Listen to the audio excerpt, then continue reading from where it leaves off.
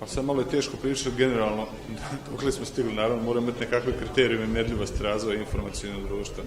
U svakom slučaju ja možda mogu subjektivno da kažem da sam u odnosu na 2008. godinu, kada je Agencija za informacijno društvo profunkcionisala u svom nekakvom ograničenom naravno kapacitetu, zadovoljno onim što je Agencija do sada u proteklom šestogodišnjem periodu radila. Mi kao agencija imamo dvostruku ulogu. Jedna uloga je da budemo idejni predlagač određenih zakonskih propisa, strategija, odnosno da budemo predlagač bilo kakvih strateških smjernica Vlade Republike Srpske, uopšte generalno kada se radi o razvoju informacijnog društva, a sa druge strane smo i ulozi savjetodavca, odnosno određenog kontrolora i finansijskih aspekata, projekata koji se razvijaju ili iz budžeta ili iz donacija, dakle sve ono što Vlada Republike Srpske ima u svoje nadležnosti. Ja moram da kažem da sam ja lično najzadovoljniji, kao pravnik i kao informatičar, možda mi je to određeno i tako da kažem profesionalna deformacija, najzadovoljniji sa zakonskim rješenjima koje smo predlagali i koje su kod nas na snazi. Dakle, mi smo u naš pravni sistem uveli institut elektronskog potpisa kroz zakon o elektronskom potpisu 2008. godine.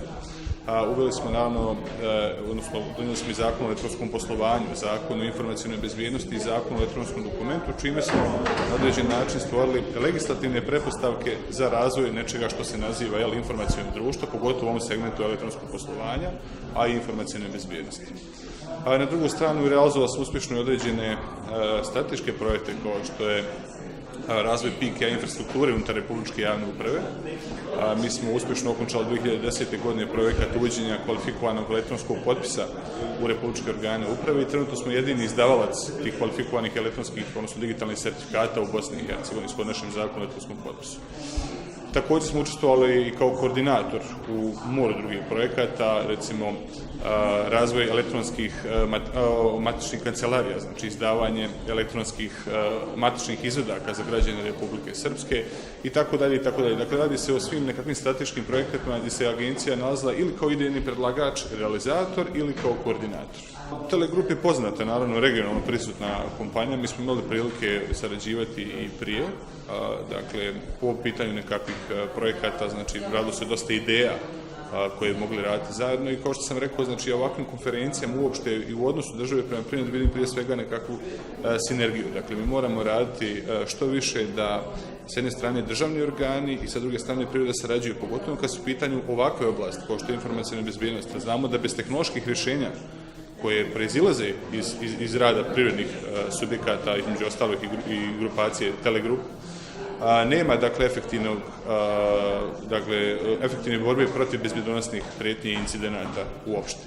Prema tome, mi smo zaista svjesni aktivnosti privrede i naravno očekujemo da i privreda nama bude partner, dakle, ne samo pri implementaciji određenih projekata, dakle, nekakvih tehnoloških rješenja, nego uopšte, dakle, da sarađujemo po svim pitanjima kako bi danas sutra mogli biti spremni da damo odgovore na sve veće bezbjednosne rizike i prijetnje.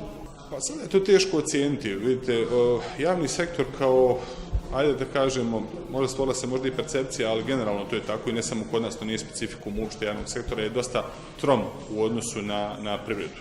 Privreda se naravno mnogo brže i dinamičnije razvija i to je naravno u pitanju i nekakvi tržišni principi, tržišni odnosi.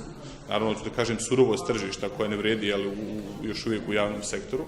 I naravno da kao rezultat svega toga imamo da je generalno možda niža svijest o ovoj problematici u javnom sektoru.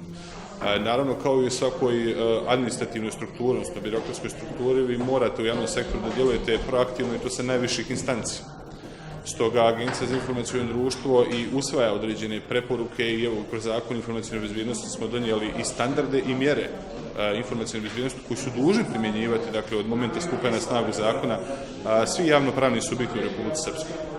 Prema tome, naravno, vladaju drugačiji principi u javnom sektoru, vi radite uslovno rečeno po direktivama, odnosno po naredbi s obzirom na hijerarhiju javnog sektora, odnosno javne uprave konkretno da budemo precizniji.